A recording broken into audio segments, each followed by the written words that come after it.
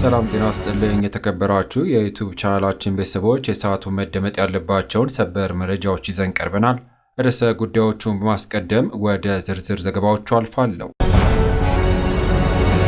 ዜና ችሎት በሞት ካጣናት 2 ወር የሆናት የሞዴል ቀነኒ አዱኛ የቀጠሮ ቀን ዛሬ ነበረ ሲሆን ከፍርድ ቤቱ የተሰማውን መረጃ ወደ እናንተ እናደርሳለን። በሌላ ዜና የጤና ሚኒስቴር የሥራ ማቆም አድማ ላይ ያሉ የጤና ባለሙያዎች ወደ ስራቸው እንዲመለሱ አስጠነቀቀ። የመንግስት ትዕግስት ወሰን አለውም ብሏል። ዝርዝሩ ተዘጋጅቷል። በሌላ መረጃ በእነ ጌታቸው ረዳ የሚመራው የህወሓት ቡድን የሚያቋቁመው አዲሱ ፓርቲ በቀጣይ ሳምንት ይፋ እንደሚደረግ ተገለጸ። በመረጃችን ይዘኗል። በሌላ ዜና የፕሪቶሪያው ስምምነት አደጋ ውስጥ ነው ሲሉ የዩኤስ ፖሊስ ኤክስፐርት ለሴኔቱ አባላት ገለጹ። ጉዳዩን አስመልክቶ የወጣውን መረጃ ወደ እናንተ በዝርዝር እናደርሳለን። በማስከተል ክቡራን አድማጮች እጅግ አሳዛኝ መረጃ ተሰምተዋል። በወላይታ ሶዶ ከተማ በተከሰተ የመኪና አደጋ የሰዎች ህይወት ማለፉ ተገለጸ። ዝርዝሩን ይዘናል። ከውጭ መረጃ የዩክሬን ሩሲያ የሰላም ድርድር ለውጥ እንዲኖር ዶናልድ ትራምፕ እና ቭላድሚር ፑቲን መገናኘታቸው ግድ ነው አሉ የአሜሪካ ውጭ ጉዳይ ሚኒስትር። በተያያዘ ዜና እስራኤል በጋዛ በፈጸመችው ጥቃት የሰዎች ህይወት ማለፉ ተገልጿል። ዝርዝሩን በመረጃችን ይዘነዋል። ለቻናሉ አዲስ የሆናችሁ ሰብስክራይብ በማስከተል የደውል ምልክቷን በመጫን ቪዲዮን ላይክ በማድረግ በቆይታችን እስከ ቪዲዮ ፍጻሜ አብራችሁኝ እንድትቆዩ በመጋበዝ በቀጥታ ወደ መረጃዎቹ አልፋለሁ። አብረን እንከታተለው። ክቡራን አድማጮች በቅድሚያም በርዕሰ ጉዳዮቹ ቅድሚያ ያስደመጥኳችሁ መረጃዎች ወደ እናንተ ላድርስ። ዜና ችሎት በሞት ካጣናት 2 ወር የሆናት የሞዴል ቀነኒ አዱኛ የቀጠሮ ቀን ዛሬ የነበረ ሲሆን ፍርድ ቤቱም ሌላ ተጨማሪ 7 ቀናት ለምርመራ ሰጥቷል። ስለዚህም ቀጣይ የፍርድ ቤት ቀጠሮ ከ7 ቀን በኋላ ይሆናል ማለት ነው። ሚዲያ ባለመዘገቡ የሚፈጠረውን ክፍተት በመጠቀም ከሚሰራጩ የውሸት መረጃዎች ራሳችን እንድንጠብቅ መልእክታችን ነው። በዚህ ጉዳይ የሚወጡ አዳዲስ መረጃዎችን ለማግኘት ሰብስክራይብ ማድረግ ቤተሰብ በመሆን መከታተል ትችላላችሁ። ወደ ሌሎች መረጃዎች አልፋለሁ። በሌላ መረጃ የጤና ሚኒስቴር የሥራ ማቆም አድማ ላይ ያሉ የጤና ባለሙያዎች ወደ ስራቸው እንዲመለሱ አስጠነቀቀ። የመንግስት ትዕግስት ወሰን አለውም ብሏል። የጤና ሚኒስቴር በከፊል ሥራ ማቆም አድማ ላይ የሚገኙ የጤና ባለሙያዎቹ በጤና ዘርፍ የሚደረገው አድማ በሕግ የተከለከለ መሆኑን በመግለጽ ወደ ሥራ ለመመለስ ፈቃደኛ ባልሆኑት ላይ የሕግ እርምጃ እንደሚወስድም አስጠንቅቋል። ይሁንና የጤና ሚኒስቴር ትናንት ግንቦት 7 ቀን 2017 ዓ.ም ምሽት ላይ ባወጣው መግለጫ መቼና በምንም አይነት ሁኔታ መቋረጥ ከሌለባቸው ማህበራዊ አገልግሎት አንዱ የጤና አገልግሎት ነው ብሏል። በጥቂት የማስተማሪያ የጤና ኮሌጆች ወይም ተቋማት ላይ በስራ ገበታቸው ያልተገኙ የተወሰኑ ባለሙያዎች መኖራቸውን የገለጸው ሚኒስትሩ ከነዚህ የጤና ባለሙያዎች መካከል ከብዙዎቹ በሐሰተኛ መረጃ የተወናበዱ ሲሆኑ ጥቂቶቹ ደግሞ ጥፋትን ዓላማቸው ያደረጉ ናቸው ሲልም ከሷል። ይሁንና የኦሮሞ ፌዴራላዊ ኮንግረስ ኦፌኮ በበኩሉ ትናንት ባወጣው መግለጫ የኢትዮጵያ የጤና ባለሙያዎች ፍትሐዊና ሕጋዊ ጥያቄ በቅንነትና በግልጽነት መመለስ እንጂ ፍረጃ፣ እስርና የኃይል እርምጃ ዘላቂ መፍትሄ አይሆንም ሲልም ገልጿል። በሌላ ዜና በእነ ጌታቸው ረዳ የሚመራው የህወሓት ቡድን የሚያቋቁመው አዲሱ ፓርቲ በቀጣይ ሳምንት ይፋ እንደሚደረግ ተገለጸ። በእነ ጌታቸው ረዳ የሚመራው የህወሓት ቡድን የሚያቋቁመው አዲሱ ፓርቲ ለማቋቋም ካለፉት 2 ሳምንታት ጀምሮ እንቅስቃሴዎች የተደረጉ ሲሆን በቀጣይ ሳምንት ጊዜያዊ እውቅና እንደሚሰጠውም ተገልጿል። ይሁንና ፓርቲውን ለማቋቋም ህግና ደንብ ፕሮግራም የቀረጹት ያለቀለት መሆኑን ለአሃዱ የገለጹት አቶ ጣዕመ አራዶም ናቸው። አቶ ጣዕመ ከዚህ በፊት የህወሓት አባል ሆነው ያገለገሉ ሲሆን በአቶ ጌታቸው ረዳ የሚመራው ህወሓት ቡድን አባል መሆናቸውንና አዲስ ለሚቋቋመው ፓርቲ ጭምር አባል መሆናቸውንም ተናግረዋል። ይሁን እንጂ ፓርቲውን ለማቋቋም አስፈላጊው መስፈርት ተሞልቶ ለምርጫ ቦርድ እንደገባ የሚናገሩት አቶ ጣዕመ በአጭር ጊዜ ውስጥ ፓርቲው ህጋዊ ፈቃድ እንደሚያገኝም ተናግረዋል።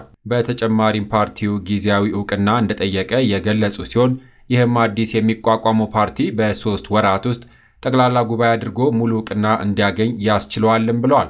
ከፓርቲው አዲስ ስያሜ ጋር በተገናኘ የተገለጸ ያለው የትግራይ ሊበራል ዲሞክራሲያዊ ፓርቲ የሚለው ስያሜ ትክክል ነው ወይ በሚል በአሃዱ ለቀረበላቸው ጥያቄ መልስ የሰጡት አቶ ጣዕመ በሰጡት ምላሽም ፓርቲው ሊበራል ዲሞክራሲ መሆኑን በመግለጽ ነገር ግን ከስያሜው ጋር በተገናኘ የሚነሳው ሐሳብ ትክክል አለመሆኑን ውሳኔ ላይ አለመድረሳቸውንም ገልጸዋል። ከስያሜው ጋር በተያያዘ በርካታ ሀሳቦች ሲነሱ መቆየታቸውን የገለጹም ሲሆን ፓርቲው ሊበራል ዲሞክራሲ ሆኖ አጠቃላይ ሊበራል ፓርቲ ቢሆንም የትግራይ ማህበራዊ እሴትን የተከተለ ለማድረግ ተሰርቷልም ብሏል። ህወሓት ለሁለት ተከፍሎ በርካታ ውዝግብ ከተፈጠረበት ወዲህ በተለይም በአቶ ጌታቸው ረዳ የሚመራው የህወሓት ቡድን አዲስ ፓርቲ ሊያቋቁም መሆኑ ሲገለጽ ቆይቷል።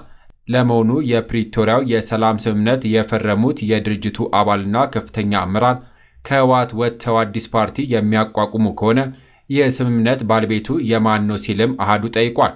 አቶ ጣህመ ይህንን ሲመልሱም የስምምነቱ ዋና ባለቤት ጊዜያዊ አስተዳደሩ ነው ብለዋል። አዲስ የሚቋቋመው የፖለቲካ ፓርቲ የህወሓት መሰረዝን ተከትሎ በክልሉ ተጽዕኖ ፈጣሪ ፓርቲ ይሆናል ተብሎ የሚጠበቅ ሲሆን የፓርቲ ለቀጣይ ምርጫም ክልሉን ወክሎ ይወዳደራል ተብሎ እንደሚጠበቅም ተገልጿል። በሌላ መረጃ እጅግ አሳዛኝ መረጃ ተሰምቷል። በወላይታ ሶዶ ከተማ በዛሬው ዕለት በደረሰ የትራፊክ አደጋ የአራት ሰዎች ሕይወት አለፈ። በወላይታ ሶዶ ከተማ አስተዳደር በዛሬው ዕለት በደረሰ የትራፊክ አደጋ የአራት ሰዎች ሕይወት ማለፉን የደቡብ ኢትዮጵያ ፖሊስ ኮሚሽን ሕዝብ ግንኙነትና ገጽታ ግንባታ ዳይሬክተር ምክትል ኮማንደር አሸናፊ ኃይሌ ተናግረዋል። አደጋው የደረሰው በዛሬው ዕለት ከረፋዱ 3 ሰዓት ላይ ሲሆን በሐዋሳ ይሁንና አደጋው የደረሰው በዛሬው ዕለት ከረፋዱ 3 ሰዓት ላይ ሲሆን ከሐዋሳ ወደ ሶዶ ከተማ ይጓዝ የነበረ የህዝብ ተሽከርካሪ ወይም ደግሞ ዶልፊን የድንጋይ ከሰል ጭኖ ከከተማ በመውጣት ላይ ከነበረ ከባድ የጭነት ተሽከርካሪ ጋር በመጋጨቱ ነው። በመሆኑም የህዝብ ተሽከርካሪው 16 ሰዎችን አሳፍሮ ሲጓዝ የነበረ ሲሆን የአራት ሰዎች ሕይወት ሲያልፍ በ10 ሰዎች ላይ ከባድና በ2 ሰዎች ላይ ቀላል የአካል ጉዳት መድረሱ ተገልጿል። የተጎዱ ሰዎች አቅራቢያ በሚገኝ ሆስፒታል ሕክምና የተደረገላቸው እንደሚገኝና የአደጋው መንስኤ ሁለቱ ተሽከርካሪዎች በአንድ መስመር ላይ ሲጓዙ አደጋው መከሰቱን ምክትል ኮማንደር አሸናፊ ኃይሌ ተናግረዋል። ዘገባው የብስራትና ሬዲዮ ቴሌቪዥን ነው። ክቡራን አድማጮች ከሀገር ውስጥ መረጃ ስንል ከውጪ ወደ ያስኩላችሁ መረጃዎች አልፋለሁ። የፕሪቶሪያው ስምምነት አደጋ ውስጥ ነው ሲሉ የዩኤስ የፖሊሲ ኤክስፐርት ለሴኔቱ አባላት ገለጹ። በሴኔቱ የውጭ ግንኙነት ኮሚቴ በምስራቅ አፍሪካ ላይ ያተኮረ ችሎትን በተመለከተ ንግግር ያደረጉት የውጭ ግንኙነት ምክር ቤት ባልደረባ ሚሼል ጋቪን በኢትዮጵያና በኤርትራ መካከል ያለውን ደካማ የሰላም ሁኔታ አስጠንቅቋል። ይህም የፕሪቶሪያው ስምምነት አተገባበር ላይ እንቅፋት ነውም ብለዋል። ይሁንና ዩኤስ አሜሪካ ምን ተግባራዊ እርምጃዎችን መውሰድ አለባት በሚል ለሴናተር ቫን ሆለን ለቀረበላቸው ጥያቄ ሲመልሱ ከኢትዮጵያና ከኤርትራ ጋር በተያያዘ የተፈጠረውን ውጥረት ለመፍታት ከሞላ ጎደል እየከረረ ያለው ሁኔታ ለመቅረፍ ሲሉ ሚሼል ከዚህ ቀደም በሃድሰን ኢንስቲትዩት ባልደረባ ጆሹዋ መስሪቭ የተነሱትን ስጋቶች አስተጋብተዋል። አንደኛው ስጋት የተነሳው የኤርትራ መንግስት ስምምነቱን በመጣስ በትግራይ ክልል ውስጥ የኤርትራ ጦር መስፈሩን አንስቷል።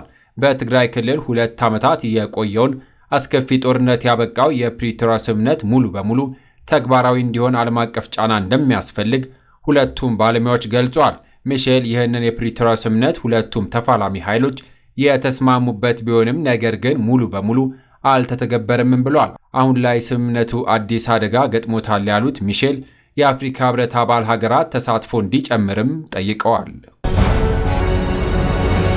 በሌላ ዜና የዩክሬን ሩሲያ የሰላም ድርድር ለውጥ እንዲኖር ዶናልድ ትራምፕ እና ቭላዲሚር ፑቲን መገናኘታቸው ግድ ነው አሉ የአሜሪካ ውጭ ጉዳይ ሚኒስትር። የአሜሪካ ውጭ ጉዳይ ሚኒስትር ማርኮ ሩቢዮ በቱርክ በሚካሄደው ዩክሬን ሩሲያ የሰላም ድርድር ብዙ ተስፋ እንደሌላቸውና ለውጥ እንዲኖር ዶናልድ ትራምፕ እና የሩሲያው ፕሬዝዳንት ቭላዲሚር ፑቲን መገናኘታቸው አስፈላጊ መሆኑን ተናግረዋል። በደቡባዊ ቱርክ የሰሜን ጦር ቃል ኪዳን አገሮች የውጭ ጉዳይ ሚኒስትሮች ጉባኤ ላይ ከተገኙም በኋላ ፕሬዝዳንት ትራምፕ እና ፑቲን በቀጥታ በዚህ ርዕስ ጉዳይ ላይ እስካልተወያዩ ድረስ እዚህ ለውጥ የምናገኝ አይመስለኝም ሲሉ ገልጸዋል። ቭላዲሚር ዜሌንስኪ አገራቸው በኢስታንቡል ለሚደረገው ውይይት ልኡካን እንደምትልክ አረጋግጠው ነገር ግን በሞስኮ የተላከው ዝቅተኛ ደረጃ ያለው ልኡካን ነው ሲልም ነቅፈዋል። የፑቲን የቅርብ ረዳት የሆኑት ቭላዲሚር ሜዲንስኪ በበኩላቸው የክሬምሊን ቡድን ሁሉም አስፈላጊ ብቃቶች እንዳለውም ተናግሯል። ይሁንና መካከለኛው ምስራቅ እየጎበኙ ያሉት ትራምፕ ቀደም ብለው እርሳቸውና ፑቲን በአካል እስኪገናኙ ድረስ በሰላማዊ ንግግሮች ላይ ከፍተኛ መሻሻል የማይታሰብ መሆኑንም ጠቁመዋል። በማስከተል እስራኤል በጋዛ በፈጸመችው ጥቃት የ100 ሰዎች ሕይወት ማለፉ ተገለጸ። እስራኤል በሰዓት መሃል ለመደራደር እየፈለገች ነው ሲል ሐማስ መውቀሱንም ተሰምቷል። የአሜሪካና አረብ ሀገራት መሪዎች ተኩስ አቁም ላይ እንዲደረስ ግፊት እያደረጉ ባሉበት ሰዓት ነው እስራኤል ጥቃቱን የፈጸመችው። ይሁንና የጋዛ ሲቪል መከላከያ ቃል አቀባይ መሐሙድ ባሳል 94 የሚሆኑ ሰዎች በጃልቢያ መጠለያ ጣቢያ ሕይወታቸው እንዳለፈም ተናግረዋል። በደቡባዊ ጋዛ ካን ዩኑስ ከተማ የእስራኤል ጦር አውሮፕላኖች በመኖሪያ ቤቶች አካባቢ ጥቃት ማድረሳቸውንም የፊልስጤም ዜና ወኪል ዋፋ አስታውቋል። እንደ መሐሙድ ባሳል ገለጻ በሰሜን ጋዛ 13 ሰዎች በጤና ጣቢያ ውስጥ እንዳሉ ሕይወታቸው ማለፉንም አረጋግጧል። ባለፈው መጋቢት የተኩስ አቁም ስምምነት ከተጣሰም በኋላ እስራኤል በጀመረችው አዲስ ጥቃት በርካታ ንጹሃን ሕይወታቸው ማለፉን ቢቢሲ ዘግቧል። ክቡራን አድማጮች ከሀገር ውስጥ ከውጭ ለሰዓቱ ብታደምጧቸው ብለን የመራርንላችሁ ዘገባዎች እነዚህን ይመስሉ ነበረ። ከሰዓታት በኋላ በሌሎች በአዳዲስ ዘገባዎች እስከምንገናኝ ለሌሎች ለአዲስ መረጃዎች ተጨማሪ ትሩዝ ኢትዮጵያ ሶሻል ሚዲያን ሰብስክራይብ በማድረግ ቤተሰብ እንድትሆኑ ጋብዞታለሁ። በያለንበት የዓለም ዳርቻ ቸር እንቆይ።